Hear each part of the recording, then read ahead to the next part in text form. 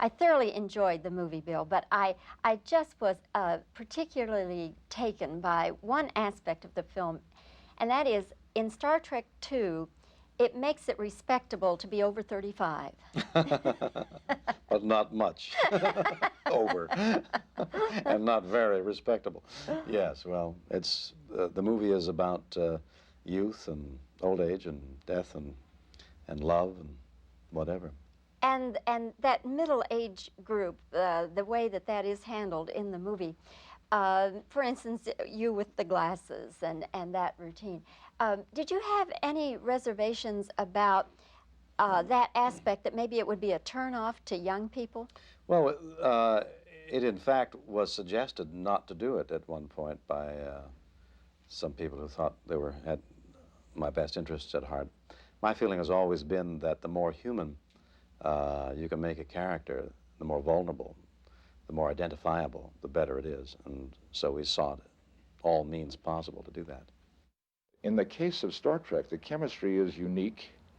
It's been established for a long time, the chemistry between the characters and the kinds of plots and kinds of adventures that we can get into and do successfully and do well.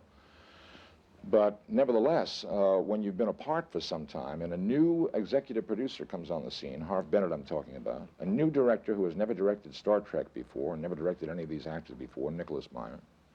The cast is the same. A new writer, I don't think Jack Soward's ever wrote Star Trek before. There's always the question of, do we have it this time? Is it going to be there again? I would say on this particular picture, I felt very hopeful from the very first day because the script was in shape. The story had a beginning, middle, and end. It had some charm. It had some humor. The characters were in focus in their relationships with each other. The cast was up and excited, and Harv Bennett created a wonderful atmosphere. He's the producer of the film. Created a wonderful atmosphere for us to work in. Nick Meyer came to Star Trek with a tremendous amount of energy and love for Star Trek.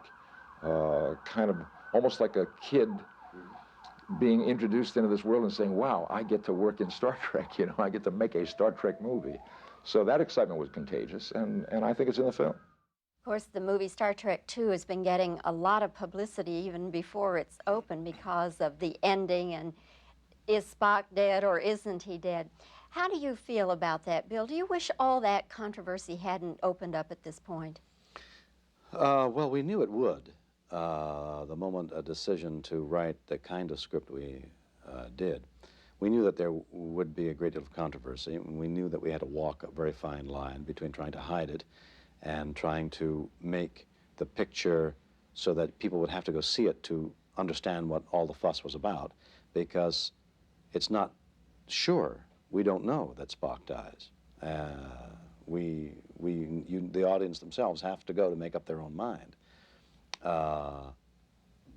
So with the controversy was there, it's part and parcel of the angle that this film takes, and I think it's a good hook.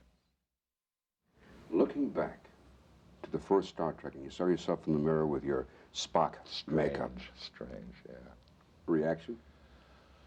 Well, it was kind of scary. When my children saw me in that makeup and my wife saw me in that makeup for the first time, they thought, oh, what is Daddy doing here? Because the character had to be experienced totally. You couldn't just look at this character and get any sense of where this character was going to go. It wasn't until after the show went on the air and people began to identify with the character and respond well to the character that we knew we had something. But we were taking a chance. I mean, with the pointed ears, I could have come off as Dumbo of the Year and been finished. You know? I mean, that could have been the end of that. I could have been out of work for years to come. It worked out fine. How did you get into the character? Well, it was a long process. A lot of conversations with Gene Roddenberry, who was the producer at that time, and with the writers, experimentation with the makeup people. For me, the makeup is very important in any role I play, the makeup and the wardrobe. I sit in the makeup room in the chair watching the makeup go on in the mirror and begin to get some sense of the style, attitude, posture of the character, the internal thinking of the character. And with Spock, it was helpful to be part of that process. The makeup was evolved over a long period of time. It didn't fall into place very quickly. In fact, we actually did a first Star Trek pilot, as most Star Trek fans know, where Spock looked quite different. And some of that footage was used later in the series as a flashback, and there was a difference in the look. The haircut was different, the eyebrows were different. It took time to refine it and get it just right. You know, I've always loved the character of Bones, and I love your approach to the role and the way you carry it off. But you get all the funny lines. Well, I don't know. Well, Bill gets the funny line in this one every now and then. But I enjoy doing it for that reason. I think that it's vital that there be some humor in a situation going on such. I think it kind of lifts it, or, you know, takes the heat off of it a bit. But he's been a joy to play because he's had an opportunity to do some comedy, do some drama, you know, the whole bit. Everything but a musical so far. Maybe Star Trek 3, you'll do a little tap dance. Possibly. Could be. You never know. No, I have played in the past antagonists, or let's call them villains, and I realized very early in my career that a villain doesn't think that he's a villain. He does villainous things, but he doesn't act villainously. Otherwise, he would not be a human being. And when I play good guys, I try to also find some fault in them, because nobody is totally good or totally bad. This man had a distorted resentment that, of course, his villainy becomes more obvious. But he doesn't think of himself as a villain. He thinks that he's doing the right thing. Vengeance for the injustice to his wife, the death of his wife, you know. What can we say about Star Trek and the effect that it has on the young people who love it so much? The impact is enormous, and I do feel a sense of responsibility. I think it's a positive impact. I think it opens the imagination to ideas, scientific ideas, philosophical ideas, social ideas, and I think hopeful is the key word. Hopeful and futuristic. We're here. We exist.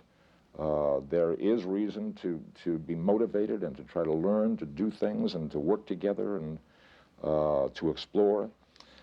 For me, I think the series is one that bears up over long periods of time for a couple of good reasons. In the first place, a young child, 10, 12-year-old child, can watch the show and be entertained by the adventure of it, and then 6 or 8 years later see the same episode again and realize that there was an idea in that adventure that had to do with something that perhaps a 10 or 12-year-old might not be aware of, but they discover again later as they grow. And I think that's one of the reasons people enjoy seeing the show over and over again, to pick up on ideas that perhaps they weren't aware of at an earlier age.